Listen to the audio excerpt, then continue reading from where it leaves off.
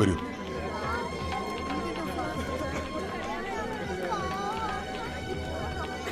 ഇതില് ആ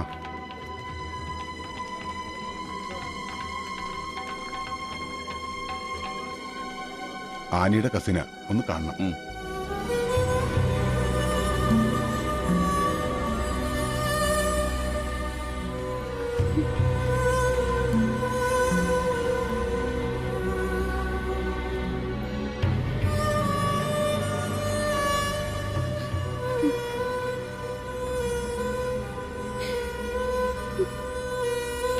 hello David.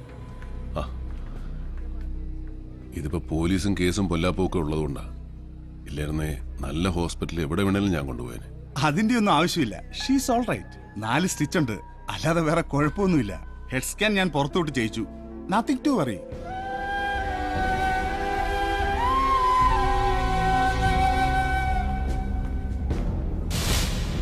സാറേ, ആ വരുന്ന ചന്ദ്രൻപിള്ള സ്ത്രീകളുടെ ജയിലിന്റെ സബ് ജയിലറാ.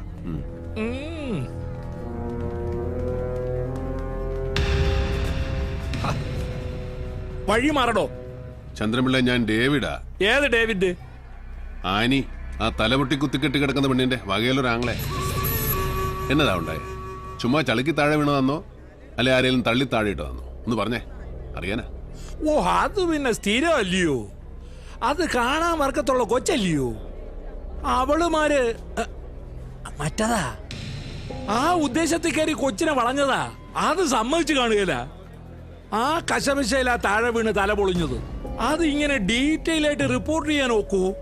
പിന്നെ അതിന്റെ എക്സ്പ്ലനേഷൻസ്. അതുകൊണ്ടാ ചളുക്കി വീണെന്ന് പറഞ്ഞ അങ്ങ് തീർത്തത്. ഈ ടി വിക്കാരെ കൊണ്ട് വലിയ ശല്യമാന്നേ. അവന്മാര് ക്യാമറയും പൊക്കി പിടിച്ചോണ്ട് വന്ന ഞാൻ പോട്ടോ ബ്രദറെ.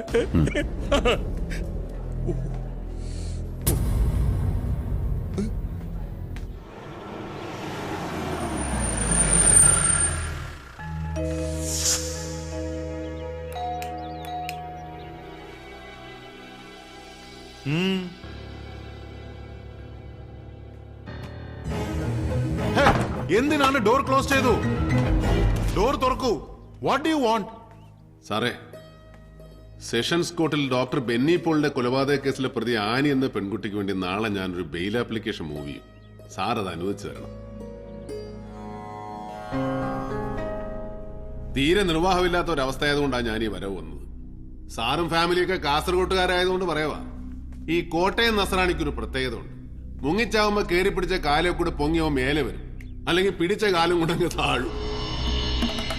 10 പൈസ ഞാൻ കൈക്കൂലി തരികയല്ല. അത് തെറ്റാ സാറേ. ഞാൻ സാറിനോടൊരു ഫേവർ ചോദിക്കുക. ഭട്ട് സാർ അത് ചെയ്യണം. ചെയ്യും. ഇല്ലെങ്കിൽ ഒരിക്കൽ കൂടെ എനിക്ക് ഇങ്ങോട്ട് വരേണ്ടി വരും. വരുത്തരുത്. റിക്വസ്റ്റാ.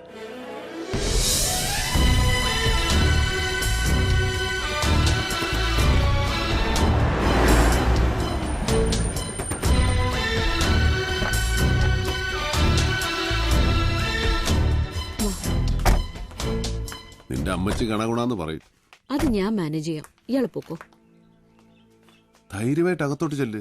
നിന്റെ അപ്പച്ചന്റെ വീടാ. നിന്റെ ജീവൻ ആരോ വില പറഞ്ഞിട്ടുണ്ട്. അതുകൊണ്ട് നിന്നെ സേഫ് ആയിട്ടുള്ള സ്ഥലത്ത് താമസിപ്പിച്ചേ പറ്റൂ.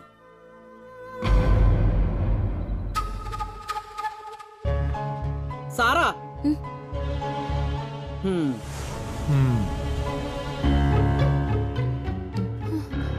മമ്മി, ആനി കുറച്ചുനാൾ ഇവിടെ കാണും എന്ന് നീ അങ്ങ് തീരുമാനിച്ചാ മതിയോ?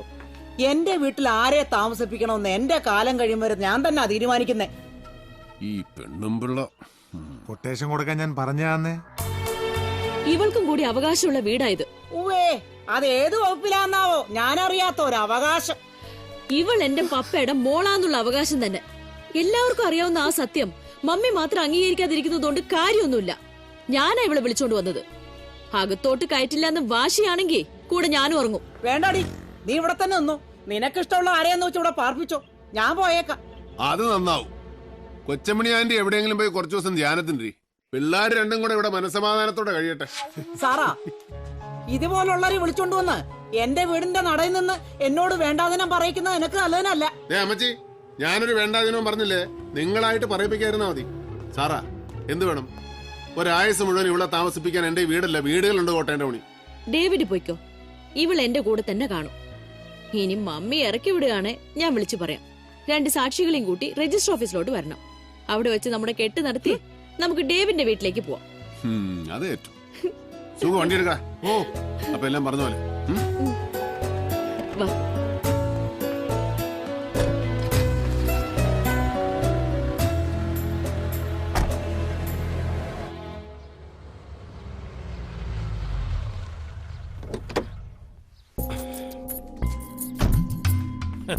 ഉമ്മച്ചൻ വിചാരിച്ചാലും ചിലതെല്ലാം നടക്കണ്ടീക്കേ. നടന്നാ ഉമ്മച്ചന് കൊള്ളാം. ഞാൻ പറഞ്ഞ ഓർമ്മയുണ്ടല്ലോ, MC പോളിന്റെ മൂത്ത മോൻ. ഞാൻ കൈവരിൽ നിന്ന് വിളിച്ച ചെറുക്കൻ തൊടലും പൊട്ടിച്ചിഞ്ഞ് വരും. വിളിക്കണ്ട, ട്രെയിനർ ഇല്ലാതെ വളർന്ന ഡോബർമാനാ. ഞാനൊരു തുമ്പും കൊണ്ടാ വന്നിരിക്കുന്നത് എന്ന് വെച്ച ഒരു ഇൻഫർമേഷൻ അതി പിടിച്ച് DK കേറിക്കോണം. താൻ പറയടോ. ബെന്നിച്ചന്റെ കൊലപാതകവുമായി ഒരു തടവ് പുള്ളിക്ക് ബന്ധമുണ്ടെന്നൊരു സൂചന. എന്ന് വെച്ചാൽ പൂജപ്പുരയിൽ നിന്നും പരോളിലിറങ്ങിയ ഒരുത്തൻ തിരിച്ച് ജയിലിൽ കയറുന്നതിന് മുമ്പ് നടത്തിയ ഇടപാടായത്. അവനെ ആരിറക്കി, ആര് പറഞ്ഞിട്ട് ഇടപെട്ടത് എന്നൊന്നും എനിക്കറിയാൻ മേല. സുഖോ, എന്നാ ചെയ്യാ? എടാ, നീ അന്നൊരുത്തന്റെ കാര്യം പറഞ്ഞില്ലേ, പരോള് തീരുന്ന മുൻപ് ജയിലിലോട്ട് പോയ. എടാ, അപ്പൻ ഏതാണ്ട് മരുന്ന് കൊടുക്കാണെന്ന് പറഞ്ഞ് നീ അവന്റെ വീട്ടിൽ പോയില്ലേ? Chundan Baiju, care of Poojappura central jail. ഒരു ഊഹവാ, എന്നാലും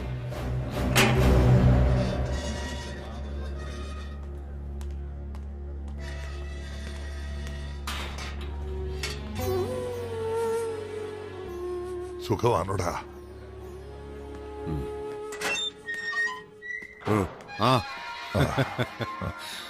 അപ്പനും മോനും കൂടെ ഒരു ഇൻഫോർമൽ മീറ്റിംഗിന് ചാൻസ് ഉണ്ടാക്കാം. രാജീവൻ സാറ്, ഞാൻ പറഞ്ഞായിരുന്നു നിന്നോട്. വരൂ, തുറക്കണു. വാ.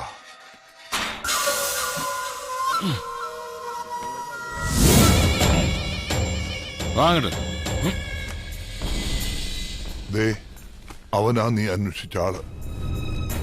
ഇവനാന്നോ ചുണ്ടൻ ബൈജു? അതെ. ഇത്തവണ പരോള് കഴിഞ്ഞ് വരുമ്പോ എന്തോ കാര്യമായ കോൾ ഒത്തിട്ടുണ്ട് ഇവന് എന്നൊരു സംസാരം ഇവിടെ ഉണ്ട്. ഇവനൊന്ന് പുറത്തു കിട്ടണമല്ലോ. ഇനിയൊരു പരോൾ അനുവദിച്ചു കിട്ടാൻ മിനിമം 1 വർഷം എടുക്കത്തില്ലയോ? എപ്പോ വേണേലും പരോൾ കൊടുക്കാൻ പവറുള്ള ഒരാളുണ്ടല്ലോ, മുഖ്യമന്ത്രി. ആ വഴിക്കൊന്ന് നോക്കാം.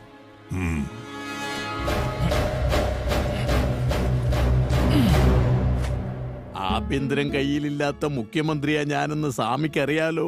എല്ലാം അറിയാം. ഒരു കാര്യത്തിനും തന്നെ വന്നു കണ്ട് ബുദ്ധിമുട്ടിക്കരുതെന്ന് വിചാരിച്ചിരുന്നു. പക്ഷേ ഇതിപ്പോ എന്തോന്ന് ഇത്രയ്ക്ക് ബുദ്ധിമുട്ട്? ഇതും കൂടെ ഒന്നും ചെയ്യാൻ കഴിയില്ലേ പിന്നെ ഇറങ്ങിപ്പോകുന്നതല്ലേ നല്ലത്. കൊടുക്കൂ. അതെ, പറയൂ. ഔട്ട് ഓഫ് ദ വേ തന്നെയാണ്. പക്ഷേ എനിക്ക് അത്രയ്ക്കും വേണ്ടപ്പെട്ട ഒരാളാണ് എന്റെ മുന്നിലിരിക്കുന്നത്. ശരി, ഞാനുടനെ ഫാക്സ് ചെയ്യിക്കാം. Okay, thank you. വിളിച്ചത് ജയിൽ സൂപ്രണ്ടാ. അത് നടന്നു കഴിഞ്ഞു സ്വാമി. Thank U.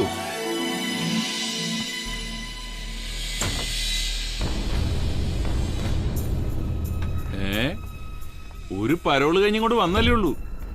എന്താടോ, CM-ന്റെ ഓഫീസിലൊക്കെ വലിയ പിടുത്തല്ലേ? എന്നാ പറയാനാ സാറേ, അകത്തോട്ട് കയറാൻ പറയുന്ന പുറത്തോട്ട് ഇറങ്ങാൻ പറയുന്ന രണ്ടും നിങ്ങൾ തന്നെയല്ലയോ? ചെല്ല് ചെല്ല്.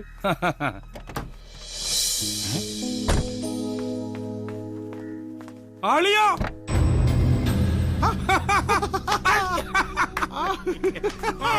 അളിയാ, കോട്ടയത്തിനാണെങ്കിൽ കേറിക്കോ. എപ്പ കയറിയെന്ന് ചോദിച്ചാ മതി. വാ.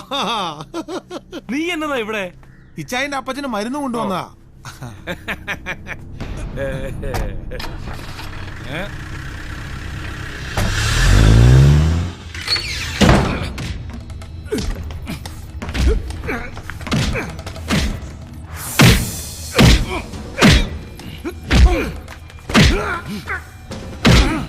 ഇച്ചായി, ഇത് വെറുതെ കൈമനക്കടത്തിന്റെ കേസാ. ഒന്ന് വായ തുറന്ന് കരയണ പോലില്ല പുല്ലൻ. ഇവൻ കരയുന്നത് നിനക്ക് കേൾക്കണം.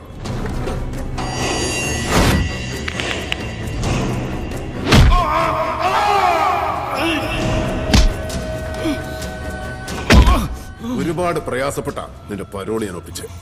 അത് നിന്റെ വായന 2 കാര്യം കേൾക്കാനാ. ബെന്നി പോളിനെ കൊന്നത് നീയാണോന്നും ആ പണി നിന്നെ ഏൽപ്പിച്ചത് ആരാണെന്നും രണ്ടും നീ തന്നെ പറയണം. പറടാ. പറയാം, ഞാൻ തന്നെ പറയാം.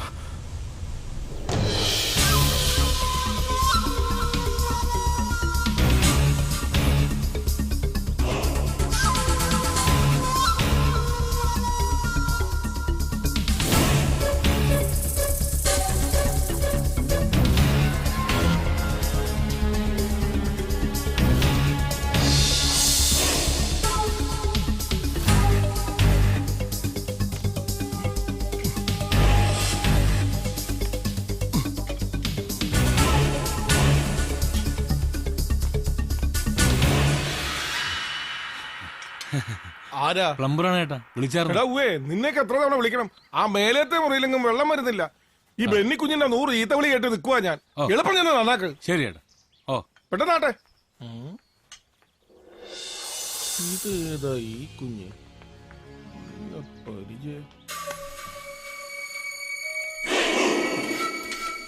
മീഡിയ എന്ന് പറയുമ്പോ അവിടെയും നമുക്ക് ഇൻഫ്ലുവൻസ് ചെയ്യാൻ പറ്റുന്ന ചിലർ കാണുമല്ലോ. അവരെയൊക്കെ ഞാൻ ആദ്യം ഒന്ന് പിടിച്ചായിരുന്നു. പിന്നെ അവര് കൺവിൻസ്ഡ് ആയിട്ട് തന്നെ പോയത്. പറഞ്ഞ പോലെ ഒക്കെ വരികയും ചെയ്യും, ടിവിയിലും നാളത്തെ പത്രത്തിലും ഒക്കെ. അപ്പൊ കൂടെ ഉണ്ടാവണം ബൈ ഇലക്ഷൻ കഴിയുന്നവരെ. ശരി.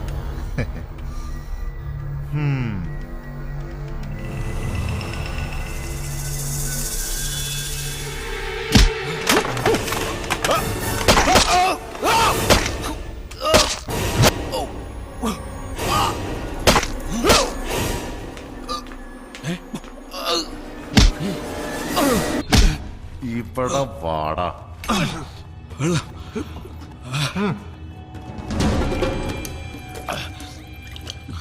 ഈ കൊട്ടേഷൻ നിനക്ക് ആര് തന്നു? പറടാ. SP Rajagopal sir.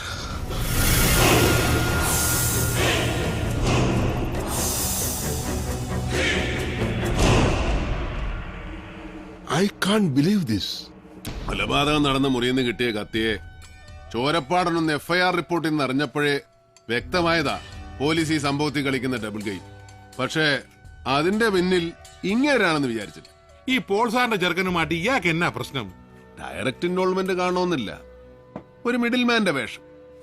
മറ്റാർക്കോ വേണ്ടി കൊലപാതകയെ അറേഞ്ച് ചെയ്ത് കൊടുത്ത ഒരു ഇടനിലക്കാരൻ. പണത്തിന് വേണ്ടിയാവാം, അല്ലെങ്കിൽ ബന്ധത്തിന്റെയോ ബാധ്യതയുടെയോ പേര്. ഇനി എങ്ങനെ അയാളുടെ കൂടെ എടുത്തു സ്മാള് കഴിക്കുന്നേ? ഇപ്പോഴോർക്കുമ്പോഴാ പുതുപ്പള്ളി ഭാഗത്തൊരു തോട്ടം റബ്ബറാ ഈ രാജഗോപാലം മേടിച്ചെന്നൊരു ന്യൂസ് കേട്ടായിരുന്നു. തോട്ടം എന്ന് പറഞ്ഞാ എത്ര? കേട്ടറി വന്നേ, ഒരു 10-25 ഏക്കർ കാണും. അതിനുള്ള കാശൊക്കെ കുഞ്ഞഞ്ച അതൊന്നും അറിയണമല്ലോ, എന്നാ വിലയ്ക്ക് ആരുടെയെന്നൊക്കെ. അതേറ്റു. ഡേവിഡേ, ജയിലിൽ വെച്ച് ആനയെ ആക്രമിച്ചു എന്ന് പറയുന്ന സംഭവം ഉണ്ടല്ലോ, ജയിൽ വാർഡന്റെ എക്സ്പ്ലനേഷൻ എന്നതായിരുന്നു? എനിക്കത് ഡൈജസ്റ്റ് ചെയ്യുന്നില്ല. സാറ് പറയുന്നത് അതൊരു മർഡർ അറ്റംപ്റ്റ് ആവാം. There is a chance. Yes. ആ മുടിഞ്ഞ വക്കീലിന്റെ വായിക്കരിയുടെ എന്നാ കൊടുക്കേണ്ടി വരും ആർക്കറിയാം. ഏതായാലും ജാമ്യം കിട്ടിയല്ലോ. നീ കണ്ണി കണ്ടിടത്തൊക്കെ വായി നോക്കി നടന്നിട്ട് ആ പേപ്പറൊക്കെ കളയണ്ട. ആ പേപ്പറൊക്കെ ഇല്ലേ നോക്ക്. ഒന്ന് തിളക്കം വെച്ചിട്ടുണ്ട്. കുറച്ചാളകത്ത് കിടന്നതിന്റെ ആയിരിക്കും. പതുക്കെ വെപ്പുവല് തെറിച്ച് താഴെ പോവും. എന്നാ പോവല്ലേ? എവിടേക്കാ പോവല്ലേ എന്ന്? പോലീസ് പിടിച്ചെടുക്കുമ്പോഴും കോടതി ജയിലും നിരങ്ങുമ്പോഴേ ഒരുത്തനെയും കാണില്ല 10 പൈസ ഒന്ന് സഹായിക്കാൻ. ഇന്നാടി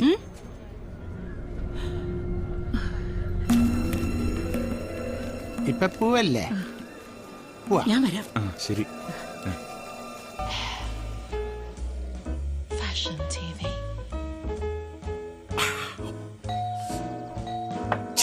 ഏതവനാടാ ഈ സമയത്ത്?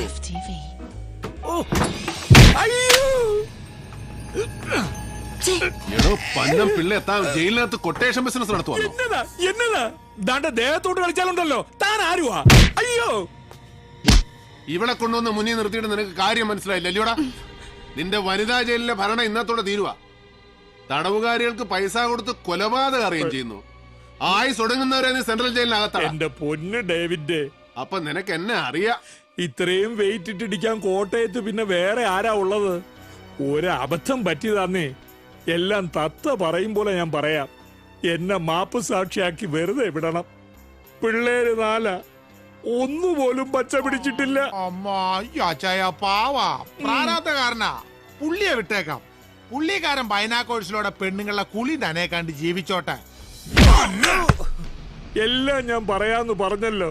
പൊന്നണ്ണന്മാരെ, എന്നെ ഇനി തല്ലല്ലേ. വർഗീസ് MC പോളിന്റെ നിഴലായി നടക്കുന്ന മലങ്കരയുടെ നേതാവ്. അസിസ്റ്റന്റ് ജയിലർ ചന്ദ്രൻപിള്ളയ്ക്ക് ആനയെ കൊലപ്പെടുത്താൻ പണം കൊടുത്തത് അവനാണ്. എന്നുവെച്ചാൽ MC പോൾ തന്നെയാണ് ഇതിന്റെ പുറകിൽ. എന്തിന്? കുഞ്ഞച്ചനും സെയ്തും കൊണ്ടുവന്നിരിക്കുന്ന ഇൻഫർമേഷൻസ് പ്രശ്നം കൂടുതൽ കോംപ്ലിക്കേറ്റഡ് ആകുന്നു. അതെ, പുതുപ്പള്ളിയിലെ രാജഗോപാലം മേടിച്ച തോട്ടം മലങ്കര ടി ഗ്രൂപ്പ് നേതാവ് തമ്പാൻ ജോസഫിന്റെ അളിയന്റേതാണ്. ഏക്കറിന് തുച്ഛമായ തുക ഈ രാജാവ് കൊടുത്തിട്ടുള്ളൂ. എന്ന് വെച്ചാ ഇഷ്ടദാനം തന്നെ. അല്ല, ഈ തമ്പാനും MC പോളും രണ്ടും രണ്ടു വഴിയല്ലേ? അതെ, ആ രണ്ട് വഴി കൂടെ സഞ്ചരിക്കേണ്ടി വരും നമുക്ക്. ആ രാജാവിന്റെ കൊങ്ങയ്ക്ക് പിടിച്ച അവ ഉള്ള സത്യം പറയല്ലേ? അയാൾ ഈ പട്ടണം ഭരിക്കുന്ന പോലീസേമാന. അങ്ങനെ എളുപ്പം കയറി പിടിക്കാവുന്ന കുരവള്ളിയല്ല അയാളുടേത്. പക്ഷേ വേണ്ടി വന്നാൽ നമുക്കത് കയറി പിടിക്കേണ്ടി വരും. ഇവിടെ ഇരിക്കുമായിരുന്നു എല്ലാരും.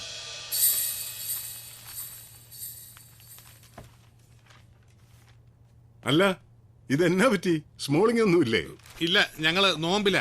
നോയമ്പോ? തമ്പിച്ചായം പോകണോ? കാർഷൂം വരെ ഒരാളെ കാണാറുണ്ട്. തമ്പി സാറേ, ഞാനുണ്ട്. വാ വാ. ഇതെന്നാ കുഞ്ഞച്ച എല്ലാരും കൂടി ഒരു നോയമ്പ് കൂടി? ഇതെന്തോന്നടിക്ക്? ഒരു നേർച്ചയാ. ഞങ്ങൾ എല്ലാവരും കൂടി ഒരു പങ്കുവെച്ചോടം തുടങ്ങി. അത് ലാഭത്തിലാവുന്നവരെ വെള്ളോടി വേണ്ടാന്ന് വെച്ചു. ആശയടക്കം പുണ്യമെന്നാണല്ലോ പഴമക്കാര് പറയുന്നത്. അതെന്നാടാവി എന്നെ കൂട്ടാതെ ഒരു പങ്കുവെച്ചോടും? ആര് പറഞ്ഞു നിങ്ങളില്ലാന്ന്? പ്രോഫിറ്റ് കയ്യിൽ വരട്ടെ, നിങ്ങളുടെ പങ്ക് നിങ്ങൾക്ക് തരും. കുഞ്ഞച്ചാ, ആ TV എന്ന് വെച്ചാട്ടെ. എന്നതാ വാർത്തകളെന്നറിയാവല്ലോ. ഞാൻ ഇറങ്ങുവാ. വല്ലാത്ത ബാക്ക് പെയിൻ, എന്നറിയില്ല. റബ്ബർ തോട്ടത്തിൽ കൂടെ നടന്നു നടന്ന് നടുവലക്കിയതാണോ അണ്ണാ?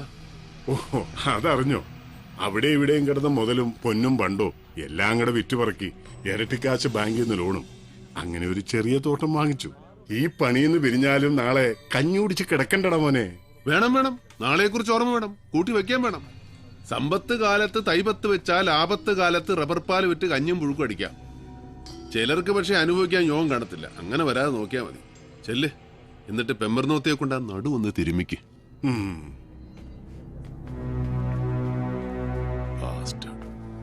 പറഞ്ഞോ? തന്തയില്ലാ കഴിവറന്മാരെ നാടാ കുഞ്ഞച്ച നമ്മുടേത്. മങ്കൊമ്പിൽ ചാക്കോ പോൾ, അതായത് MC പോൾ ഒന്ന് കാണാൻ ഞാൻ തീരുമാനിച്ചു മൂപ്പിലാൻ.